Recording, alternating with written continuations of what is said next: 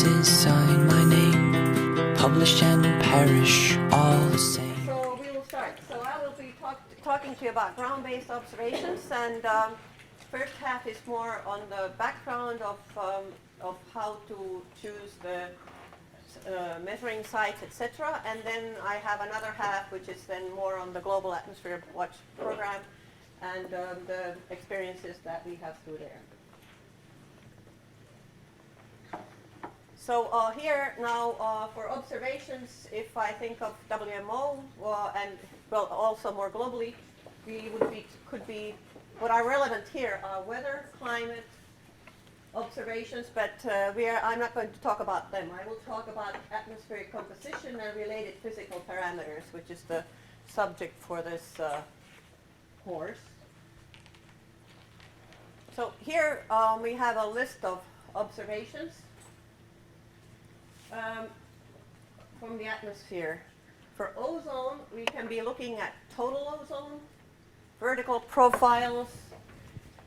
Stratospheric and tropospheric ozone issues are normally divided, so there's kind of a separate group of people who are looking at the stratospheric side of things, and separate people who are looking at the tropospheric one. Of course, ozone is also curious from the point of view that it's both a greenhouse gas and also a reactive gas. Then there's several greenhouse gases, which I'm sure you're familiar with. Also many reactive gases. Precipitation chemistry is still relevant on the globe, even though, like let's say in Europe, it's not the thing that people are interested in, but it's very relevant in areas where emissions are growing and affecting the deposition, so there is still acid deposition existing. Then aerosols, where we have chemical, physical parameters and aerosol optical depth that are the parameters of interest. And UV radiation.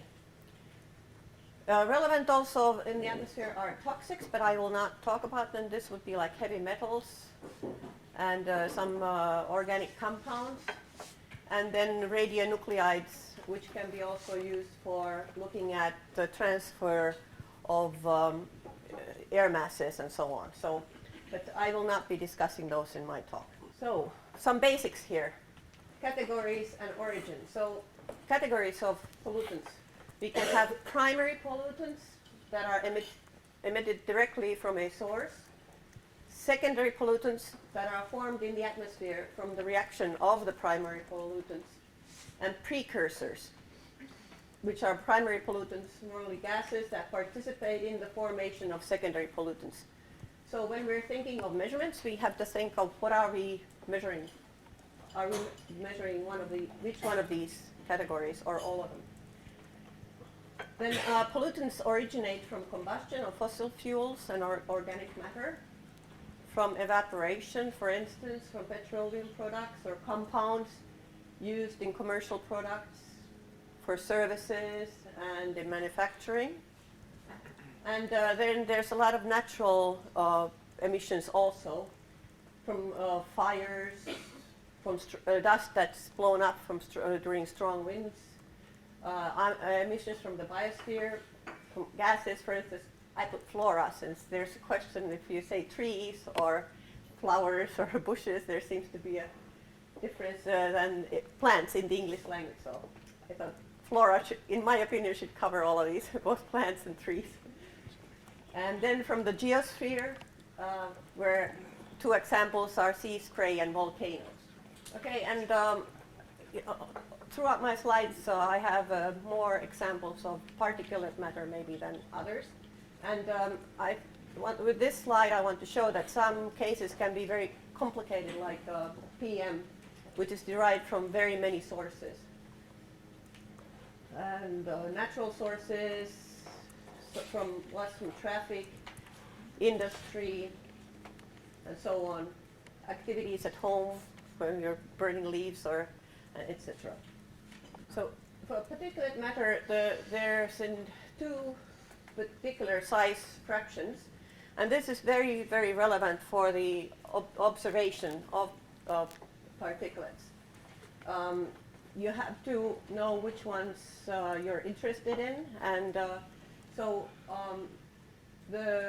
there's the cut into coarse and fine fractions, and then there's still the ultrafine. Mainly the coarse fraction comes from natural sources. Mainly, not only, but mainly. And then the fine fraction is more man-made, and especially the ultrafine. So when you're measuring, then also this, so if you're using filter methods, for instance, you need to separate the two. Or then you are only measuring the smaller ones, which are of very much interest in the health side of things, because aerosols are very important for health reasons. There's the recent estimate that I heard from WHO for people dying from outdoor air pollution is now 3.3 million globally. This was in Lancet, this article. They used to have 1.3 or so it's gone up quite a lot. Per year? Per year, yes, per year. So it is quite a lot. And this is both urban and rural areas, because often we separate this into how many deaths there are in urban areas, but so it's quite impressive. And there's also a lot of other problems that particles can cause. Okay, so timescales are also relevant for the observations. Trends, we can be looking at trends which are longer term, multi-year changes in air pollution caused mainly by population or emission changes. Then we have life cycles of the pollutants, which are normally when we talk about life cycles, we mean daily and episodic changes in pollution levels. And then episodes, which are often of high interest if you're looking at air quality. Then there's day events when the air quality concentrations are very high. So the importance for modeling and forecasting of this is so that you're determining how emissions changes affect the air quality, and you should know which pollutants occur in each season, and understanding the typical day-to-day changes. So we're looking at 3 time periods: the long-term, seasonal, and short-term life cycles. And short-term, we think day and night, diurnal variations. It could be day of the week variations, and multi-day variations. And this is also relevant for the making the observations themselves. So now I have a couple of slides more on these trend time frames. So if we're looking at multi-year trends, which is the climate interest issue, these are affected by emission changes. The older version of this slide used to have, as emission controls occur, pollutant levels typically decrease. Yes, true. But there are also areas on the globe where there are increased activities, and with often then increased emissions. And I think, for instance, from the graphs, I think that Guy showed already earlier with, one can see, for instance, well, if you're looking at NO2, you can see the changes globally in areas where you are getting more emissions. Then, of course, there's year-to-year weather changes. And let's say, for example, there above normal temperatures typically result in above normal ozone concentrations. I don't think we are suffering from that this spring here in this region, or where I come from in Geneva.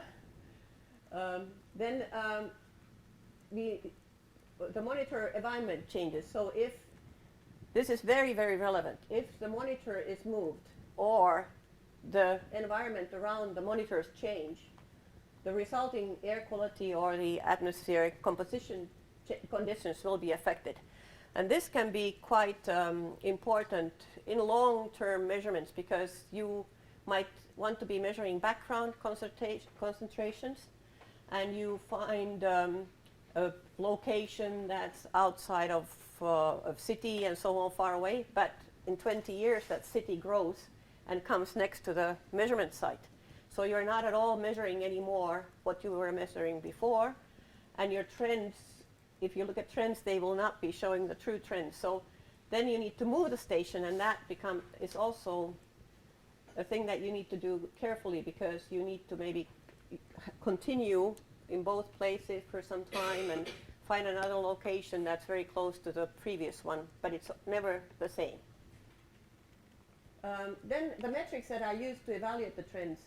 So whatever number is given, since loads of people here are modelers, you probably just take numbers, and then you need to think, well, not quite, but but because people need to use the data, so you need to think, what does that data represent? Is it a day above threshold, or whichever?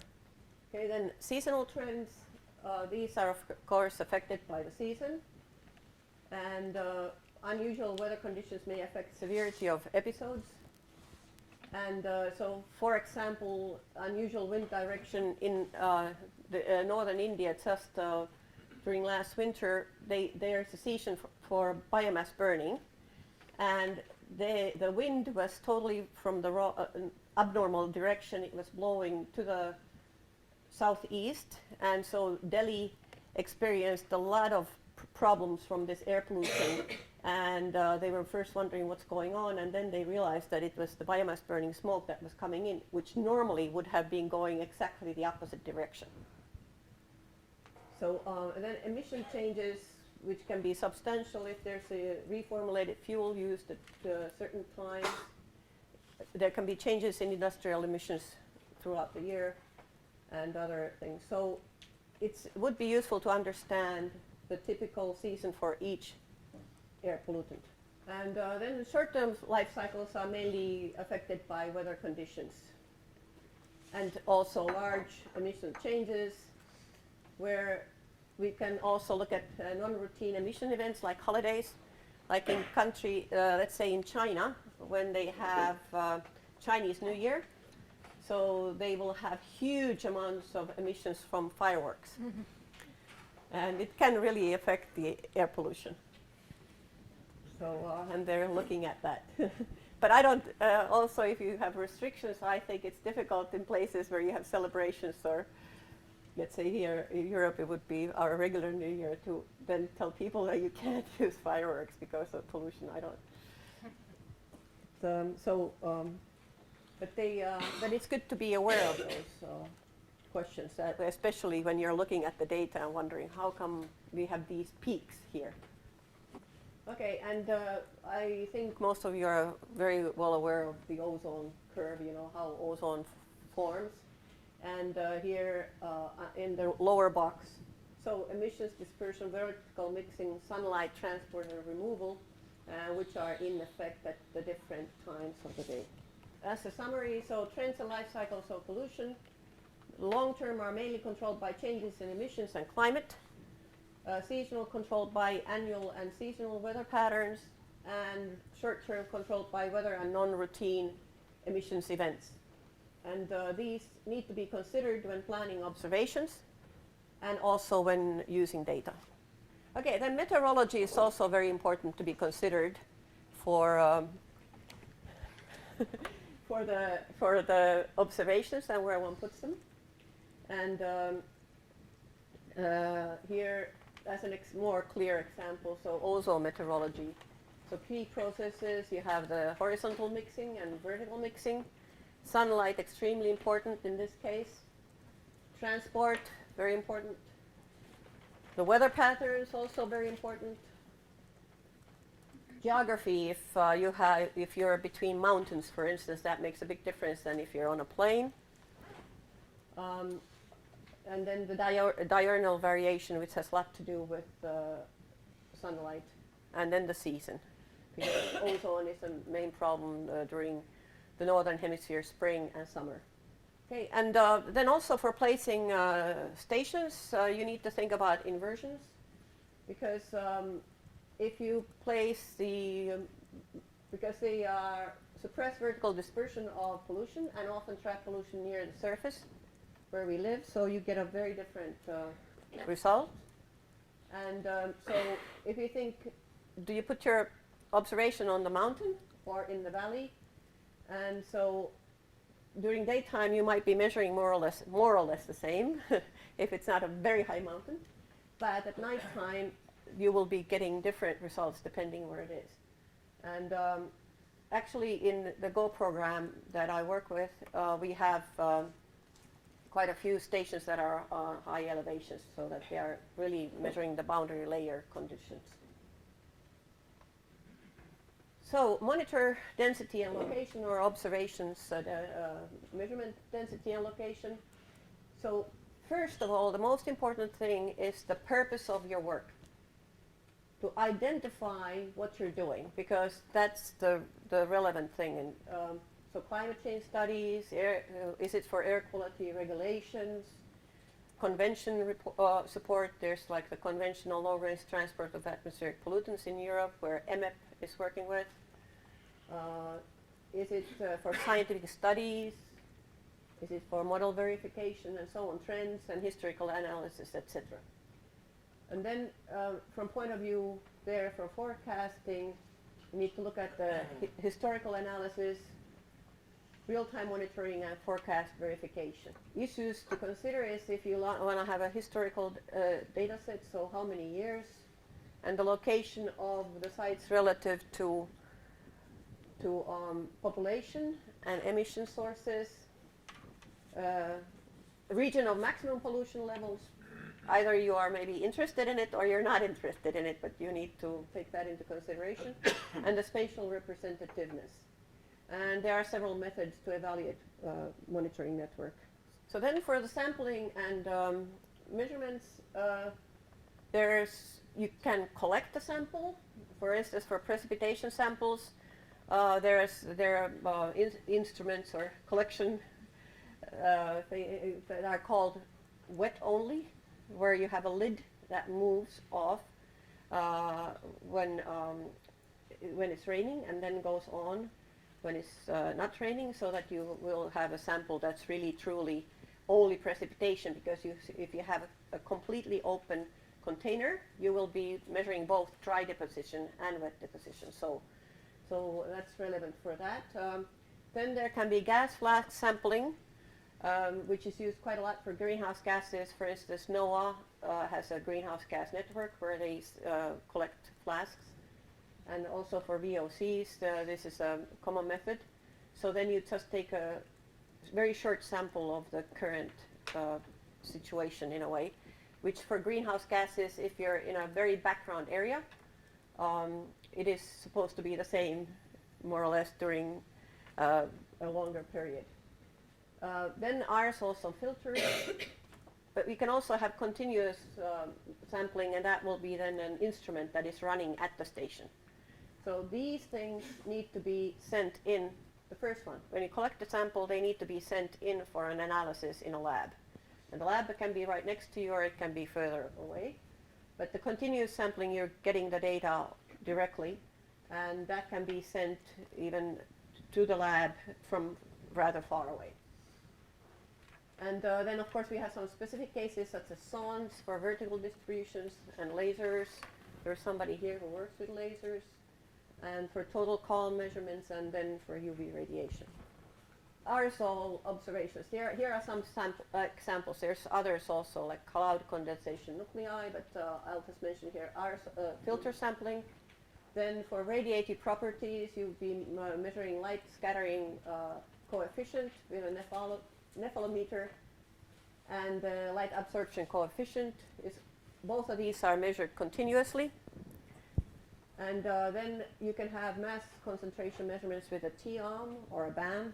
And here's just one example of measurement for filter collection. The air is drawn through an inlet to remove the larger particles. And then materials are collected on a filter, and it could be two filters where you're separating them, etc. And then later this is analyzed for mass and or chemical species. And there's some troubles that can happen is the potential loss of volatile materials. And not this type of where you send the thing in for analysis. You cannot have short time intervals. And this one is not available in real time. then just as an example, so that to say about the problems that one can have. So this one is for mass, and it's a continuous measurement. But there, the relative humidity can influence the calculation of this PM mass. And what is interesting is we've done quite a lot of like capacity building in developing countries by a twinning system that a country that has already very developed systems twins with a developing country that doesn't have such developed systems, and there's then exchange of scientists and also measurements. And then let's say if these people come from Finland, where I come originally from, it's kind of cool there and so on. And then they'd be using a certain instrument, and then that instrument is recommended, for instance, let's say Indonesia or so in the tropics. And you will have very different problems than you have where you have been using it before. So it is not so simple to take one instrument to another place. For instance, in tropics, they have a lot of problems if you have a dome that gets quickly, there's mold growing on it, etc., etc. So this is like for ozone and UV measurements. So not everything is the same everywhere. And then we have these typical gas monitors, which then look like this rack of them at the station. And yeah, I have a trouble with those bullet points. I always delete them and they come back. So there's no mention. There are no bullet points on the slide. Okay. So the air is thrown into the monitors and then pre-treated in the way that it's necessary for the certain measurement that is being done, and then measured either directly or via chemical reaction. And these are especially used for ozone, surface ozone, tropospheric ozone, carbon monoxide, NO2, and SO2. Then another kind of method is ozone sondes, where this is measures a vertical profile of ozone. And well, from point of view of forecasting, that if you want to use a lot of ozone sonde data, they're expensive and they're very sparse networks. So I don't think they are as available as you would maybe like to have. Then I have a couple of slides on LiDARs.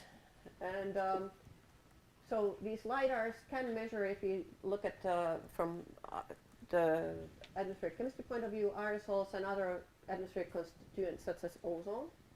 Here is it's a very useful tool for forecasting because it can vertically resolve ozone and aerosol layers. And here we have a smoke layer above the boundary layers shown by the LiDAR.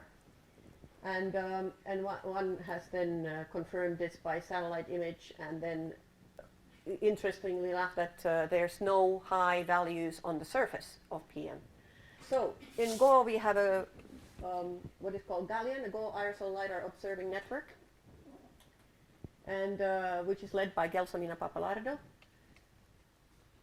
And this became very, very relevant in the volcanic ash episode that we had here in Europe a couple of years ago at springtime.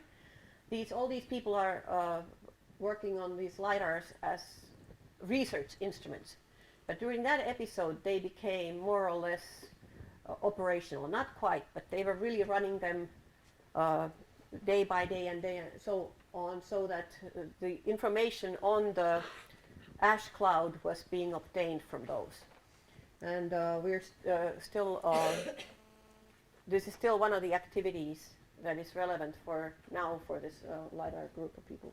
So passive samplers can be very useful. They're very different from the others because they are small. How many of you are familiar with passive samplers?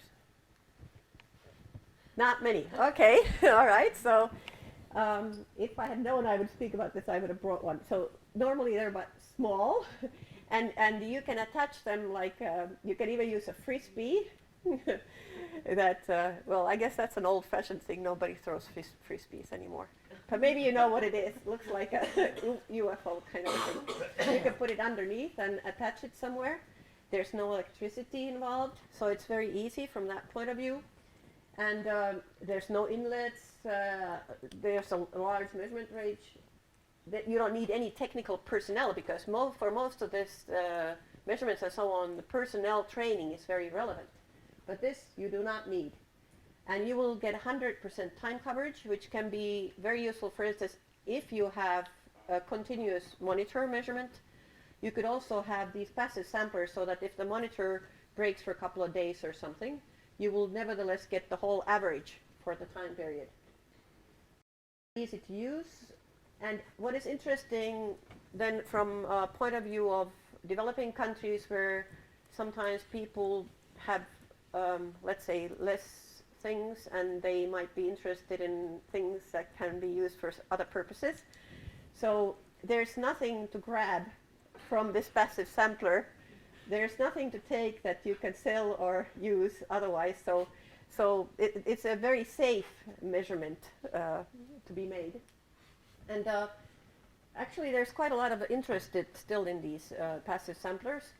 In cities, for instance, they can be used before you put out a network of your monitors. So you can have passive samplers in different places and find out where you have what kind of concentrations, and then plan your network according to that.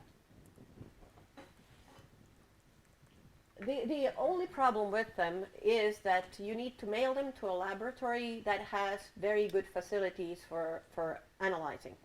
So often, so if you're doing, for instance,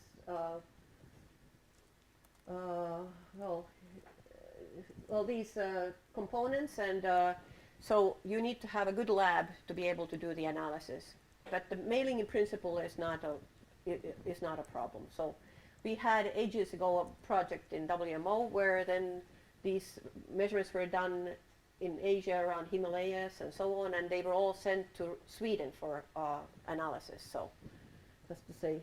Okay, so then I will just shortly mention here averaging times, because often these pollutant concentrations are reported as average times, and you can have different averages: hourly, 8-hour, 24-hour, daily.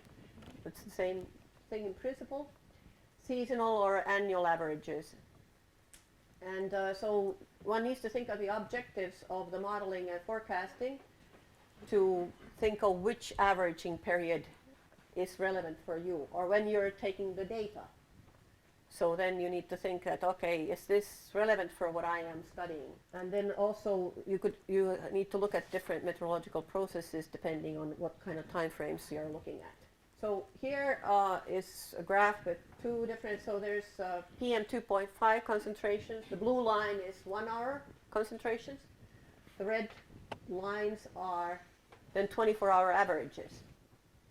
There's differences for what information you get and what you want to be using. 1 hour is still quite a short average in any case if you're looking at, if you want to look at health effects, for instance. And then you could have daily maximums. This one is from Santiago in Chile. So that's again a different way of looking at the values.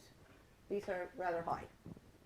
Okay, so you need to think of representativeness. Do the monitors measure the prevailing conditions at the site for the location in general or for the region? Or does it measure global background? Do closely located monitors measure similar conditions? Because you might have a couple of monitors, and you might, if you're lucky to have enough funding to have several, and then you can do an average of those. Are they located in similar places? Also, if you're comparing some monitors, if they're fairly close by, but let's say the other one is right next to a forest and the other one is in the middle of the field, you will not be getting the same results. So one needs to think of how they really are located.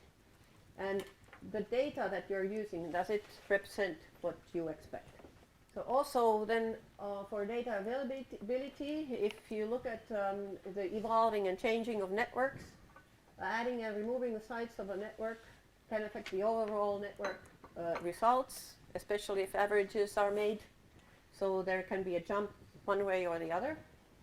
And then what can be kind of headache, especially if one is looking at aerosol measurements, is the sampling frequency. or even if you take samples, somebody takes samples once in 2 weeks, or somebody takes samples every weekend, or somebody takes samples on a Monday or so. So you have to be careful when you combine that data, because they are not portraying the same thing. Okay, so now that was the kind of the background part, and then I will now move to we'll talk about more about the Global Atmosphere Watch program and how we're doing things there for observations, and the observations as part of a network. So normally observations are done as either a campaign, which can be maybe a month or 2 months or less time even, for a certain purpose. There can be a project which is maybe 3 or 5 years to look at maybe a bigger thing, bigger study, and then there's long-term studies. And usually I would say that these are all normally beneficial for all of the above to be part of a network, even when it's a campaign to place it at a station that already exists within a network, because then you have already the infrastructure. You need electricity, you need many things, so that already exists. And you get more value for the investments because you will have more types of measurements in one place. And we have what are called global stations in Go. I will show maps shortly. So in some of those stations we have even 10 institutes that are collaborating on the work, so it's not a station for one single institute. The WMO Global Atmosphere Watch GO program is now a little bit over 20 years old, and the mission of this program is to do systematic long-term monitoring of atmospheric chemical and physical parameters globally. Two keywords here, long-term, because like I mentioned, there's many projects and campaigns, and then globally. There's also a lot of networks that are not there are a lot of networks that are regional, like I earlier mentioned MEP, then there's like in Asia, there's ANET, and there are several others. So we are global. It's very important to do analysis and assessment from the data that you gather, so that for the relevance. And we are also developing predictive data capability within GERME for air quality, and then for sand and dust storm warning systems, SDS. So here we have a slide on the components of the GO program. So we have a steering group that looks over us and gives us advice. So we are not just inventing what we're doing in the Secretariat. And then a very important part is this scientific advisory groups and expert teams. This expert team is on all data centers. We also have an expert team on near real-time chemical data transfer. And these expert teams, these SAGs and ETs, they consist of, let's say, between 6 to 15 experts that usually are well known in the world, and they are guiding us on where we should go with our programs as per ozone. This ozone is stratospheric ozone. UV radiation, greenhouse gases, reactive gases, precipitation chemistry, aerosols, and then this GERME, which I will talk about at the end. We have a secretariat where I'm working, where we are coordinating the program. For these IGAC offices, this is something that we only established this ozone UV, and we're not looking at, so you can kind of forget that. And because also there's a strategy that is being now implemented through GO otherwise. We have central facilities, which I will have a slide on those later.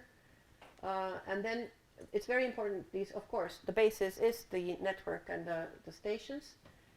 If we didn't have those, we wouldn't have the whole program at all. So, so the GO stations themselves are these global, regional, and then contributing stations, but they are really these contributing networks. We are nowadays signing quite a lot of agreements, all letters of agreement with different networks that they're contributing networks, such as TCON recently, and several LiDAR networks now, an Asian LiDAR network and a South American LiDAR network. And then we also need to think of satellites and aircraft measurements. It's also part of the work, and users and applications are very, very relevant. Okay, so here we have a map of the global stations, which many people kind of associate that that's the GO program. And these are to be in background areas where they would be measuring the global atmosphere. But this is the picture more for where we have also our regional stations and so on. But you can see that there are some areas that are quite full of stations and some areas that are not so full of stations. So their work still remains to be done to be filling in the gaps. And recently, actually, Indonesia has been putting up stations here. We are getting a new station here in Sulawesi, and also one in the Papua, Indonesian part of Papua. And it is very good because the tropical regions don't have very many stations. So if you are interested in the stations, there's this GAWSIS, you can just Google it, GAWSIS. It's our system that's kept up by Switzerland, where you can find station information in many different ways. You can find by country, by WMO region, by elevation. I earlier mentioned mountainside, so you can put in, for instance, 3,000 meters, and then you get every station that's above 3,000 meters. Or you can put by latitude, longitude. You can search by parameter, etc. So, and you can also find the links to data and information on people who are running the stations, because that can be quite interesting if you want to get in contact with people. So it is being moved to a kind of a faster website currently. It's not terribly slow, but it's slightly slow, but it's there. So I don't know if at some point there will be a message that we are moving or so on, but then be patient and go in a little while to check again. Then a very, very important part of the GO program is quality assurance and quality control of data. That is something that I think many people who use data do not pay so much attention necessarily, and even when one is looking at trends, etc., or let's say from urban point of view, there's a lot of interest sometimes in countries to see which city is the worst polluted, which is less polluted, and then the data that is being used is often taken up by the municipalities, and they are not necessarily very rigid about their QA/QC.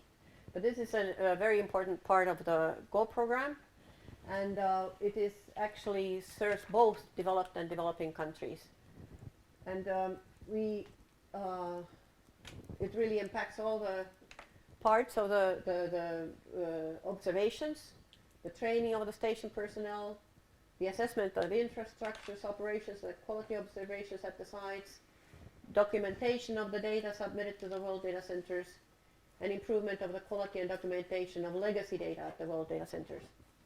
And the primary objective of this is to ensure that the data in the world data centers, or the data itself, is consistent and of known and adequate quality.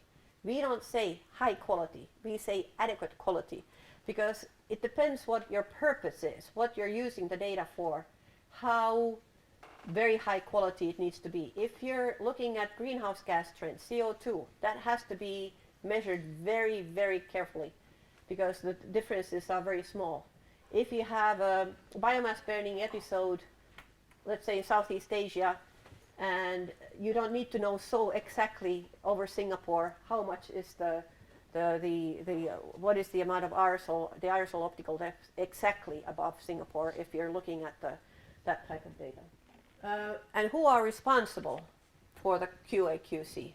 So for us, it's the scientific advisory groups who are looking at it in a broader terms. And then it's what we call QA/SACs, Quality Assurance Scientific Activity Centers. These often send, like let's say for precipitation, they send out round robins for measurements. Then we have world and regional calibration centers and central calibration laboratories. And we have also the world data centers that are also looking at the data. But of course, the main responsibility lies within the stations. We are doing instrument calibrations, instrument intercomparisons, station audits, and laboratory comparisons, and training. And training, in my opinion, is a very important part of QA/QC. So we have a training center that is hosted by Germany on Zugspitze, which is the highest mountain there. And they hold 2 courses per year. Each course lasts 2 weeks and has about 12 participants. And so far we have trained 280 persons from 58 countries there. And this is really on observations themselves. And I think this photo nicely shows the versatility of the people who are working at our stations. And one important part, which is also very important for you guys here, is that when the people go there, they're maybe working on a global station that's at a remote location. They go there and suddenly there's 12 of them. And they see the other people who are working with the same issues, and they are building a network, which is also very relevant for you since you're here face to face. It's not just sitting here, but it's building the network while you're bicycling somewhere or or having the coffee breaks or lunches and so on and so on. You can find out who is doing what. And I think in our science we are not a huge amount of people in this field, so it is very good to be able to do this type of networking. Then I like to mention what we something concrete. The Switzerland is quite so. Germany and Switzerland contribute a lot to our program. The WMO itself doesn't have money for these activities. It's the countries themselves that need to pay for the stations, etc. And so then countries can also offer activities. And at EMPA, located close to Zurich in Switzerland, they go and do, for instance, these kind of surface ozone comparisons. And you can read here, this we had from South America, total 10 instruments, out of which 3 were in good condition, and 4 in good condition after repair and maintenance, and 2 instruments in critical condition even after repair, and 1 could not be repaired.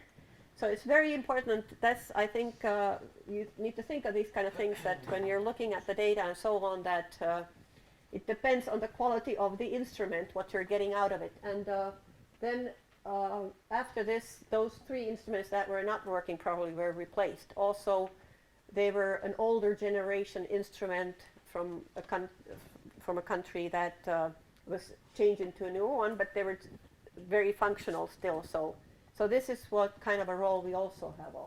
Then another kind of activity that Switzerland does is station audits, and here they have gone to global stations to audit. This is just to show the ozone and carbon monoxide, and here's in different years. So they go and audit the complete functioning of these measurements at the station. And they then go again and so on. So. And here you don't need to look at to see the details of this, but this is stuff to show you. This is a table that is in our strategic plan and in our strategic plan addendum. And it shows us a list of these central facilities in WMO Go. We have here the variable. We have the Quality Assurance Science Activity Center where it's located. The CCLs, that's the Central Calibration Laboratory. Well calibration centers, regional calibration centers, and world data centers. And as you can see, there's a lot of them, but there's also a lot of, well, not a lot, but there's also empty spots. This column from that empty spot point of view is not so relevant because it's the regional centers, and if we already have a world center, we don't necessarily need the regional centers. Very often we first get a regional calibration center, which then becomes a world calibration center, and that, for instance, happened with UV, which is actually this is old, but the UV, we have just finally gotten a world calibration center also in Switzerland, in Davos, where they have a world radiation center. So, and if you're interested in data, these are our data centers. The more prominent ones are for the ozone and UV, which has existed since '64, and which is hosted by Environment Canada.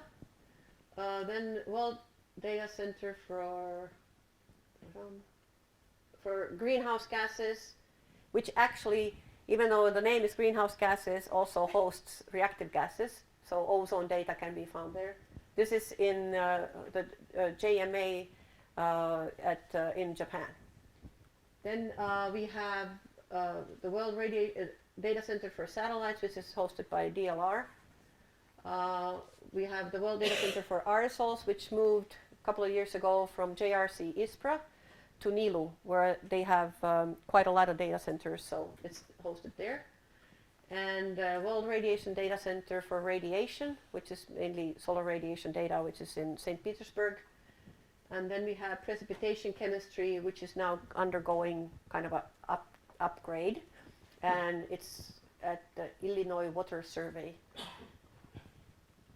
Okay. And partial integration of this is happening through GOSIS. And we are hoping to slowly develop a way so that all these can be reached easily through one portal, and also that would hold true for other data centers, because there's a lot of data centers there, and I think people who use data get probably kind of frustrated having to go to very many places to find the right data. Okay, so earlier I mentioned that we do long-term measurements. So that's the goal of GAW. And here are the famous CO2 graphs, which you're all familiar with. And in 1975, here was the first meeting of the CO2 experts at Scripps Institution of Oceanography in USA. And you can see how this amount of people has grown since then. This was in 2011. And actually right now, these people meet every 2 years to look at the carbon dioxide, other greenhouse gases, and related measurement techniques. And right now they're meeting in Beijing, these groups. So, long-term measurement, we all know how it's going. Okay, but what about it? If Keeling would have had all the money to do this study, you don't see anything yet of the long-term trends. So it is really, really important to have, not of course everybody doesn't need to do long-term, but for our work it's very important to do the long-term, and it's often very difficult to get funding for it also, because it's not so exciting for those who are giving out the funding. Also, here's surface ozone time series, and with this slide I'd just like to show that if you have a result somewhere where you're looking that it's always going down, you should not make a decision or think that that's necessarily the case everywhere else. Somewhere else it may still be going up, or maybe even so it's relevant. Of course, if you're just studying a certain area, then it's enough to have the information for that. Observations are also needed in near real time, because this long term is about the different way of looking at them, and I think you who are in modeling, of course, know this. So within GAW, we are looking at this near real time delivery of air chemistry observations for use in weather and environmental forecasting. We have had 2 pilot projects in what is called WMO Information System, and WIGOS is WMO Integrated Global Observing System. And for ozone, we have now published then guidelines for submitting data in near real time. And for aerosol, we have in Davos, where we have a type of instrument called PFR. So those PFR instrument data are available in more or less near real time. And also the World Data Center for Aerosols at NILU is providing aerosol data in near real time. Then we are delivering data to large projects such as MAC, and from, I think it's 13 stations that are providing data. And then on the other hand, MAC has provided boundary conditions for GAW projects. We had a project in India and then is providing data for Antarctic ozone bulletins. So it's a nice collaboration both ways. We have an expert team on near real-time chemical data transfer, the chair of which is Vincent-Henri Pech, who's at ECMWF. And I'd like to also mention here that we had a guy from Deutsche Wetterdienst DVD, Werner Thomas, who was working at WMO for a bit and who's putting up an operational near real-time ceilometer and LiDAR network. And there's the website, and this was because of this volcanic ash business in Europe a couple of years ago. So this was why this became so interesting, and it's actually quite useful tool. You can take a look at it. It's interesting. Okay, so then we have data, but it needs to be applied. Otherwise, I mean, you don't produce data so that it just sits somewhere. Okay, so you need to do assessments and bulletins, or you don't need to do, but you can do assessments and bulletins like ozone assessments, greenhouse gas and Antarctic ozone bulletins, etc. We did with IGAC an impact of megacities on air pollution and climate. Just now the Precipitation SAG has submitted a precipitation assessment for publishing. So we can think here we need to have science for service, because a lot of the funding nowadays is coming more from sources or so on, if you have kind of a relevance for the society at the end. So we need to think we're doing science for service. Here's our greenhouse gas bulletin that we publish every year on the state of greenhouse gases in the atmosphere. This is done together with NOAA and then our World Data Center for Greenhouse Gases. And then I'm sure you're all familiar with the Antarctic ozone bulletins, which come out during the ozone hole season. And now we're publishing our first aerosol bulletin. Also, health can be quite relevant, or is very our activities, and with WHO we have just recently published the Atlas on Health and Climate, where we had input into the health emergencies. That was for plume modeling, for UV radiation section, for pollen, and a section on climate change and air pollution, and sand and dust storm input into the section on meningitis, because there's a meningitis belt in the Saharan area. Climate information, it's relevant from our point of view for our work. As you can see, for most of these bullet points here, they either are sources of air pollutants or there's an effect of air pollutants on them. For instance, air pollutants have a big effect on can have a big effect on the yield of agricultural plants. Now, the other thing here is that nowadays one can use also this climate funding for station activities and observations.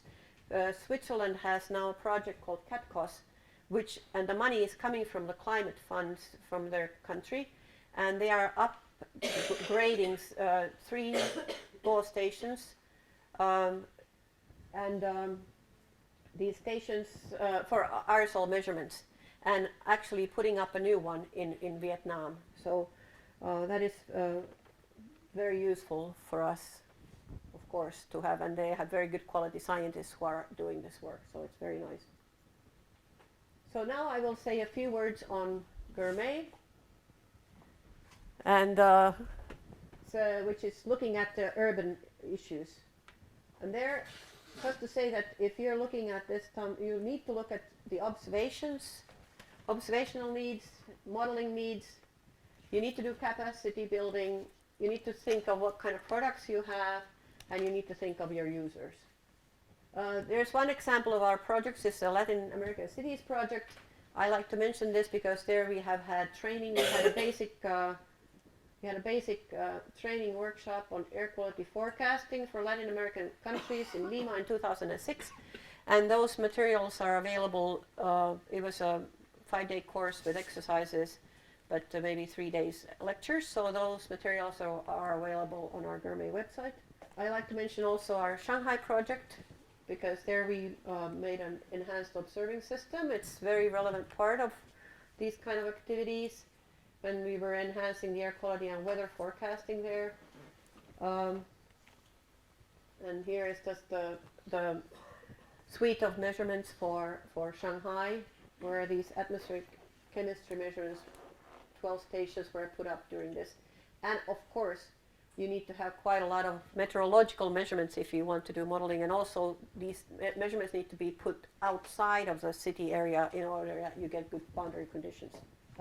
We have also a project in India where which is under IITM, and which came as a result of the Commonwealth Games. It's quite often that some kind of, well, events like that, Expo or Commonwealth Games or Olympics, are a thing where you really then upgrade your ways of doing your modeling work.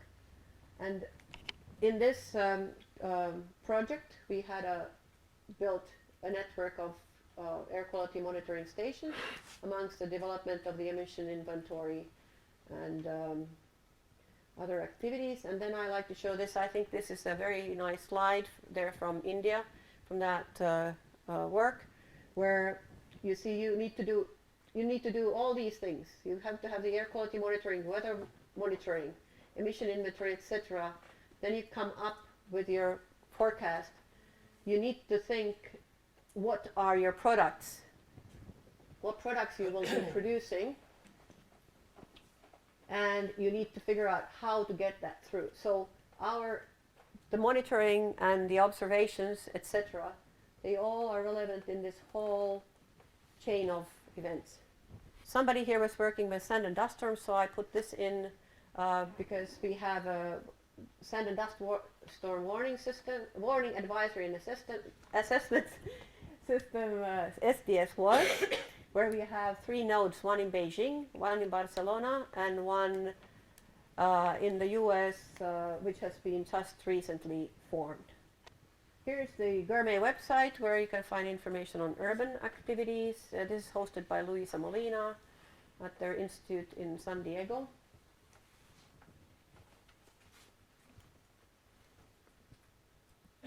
And then here is the Go Publications website, and there we have a lot of guidelines and techniques and procedures, standard operating procedures, meeting reports.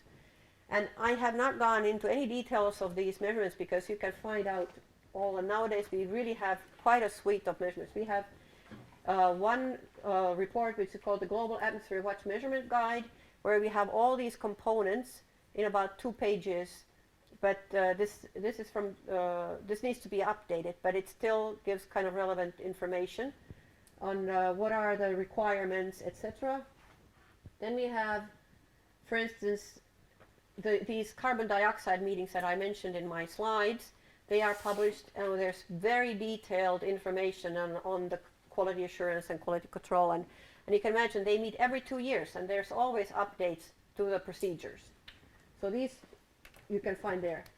Then we have one, for instance, this is just an example on standard operating procedures for air sampling in stainless steel canisters for non-methane hydrocarbon analysis. So this is how you should run your procedures if you're doing that kind of analysis. And this is actually one of the big roles for WMO altogether, is to harmonize the way things are done globally, because then you can trust, you don't need to worry about, well, you can still maybe worry, but at least they are done in the same manner. Then we have one that's called the WMO Go aerosol measurement procedures, guidelines and recommendations. So these are for all procedures that the SAG has been involved with.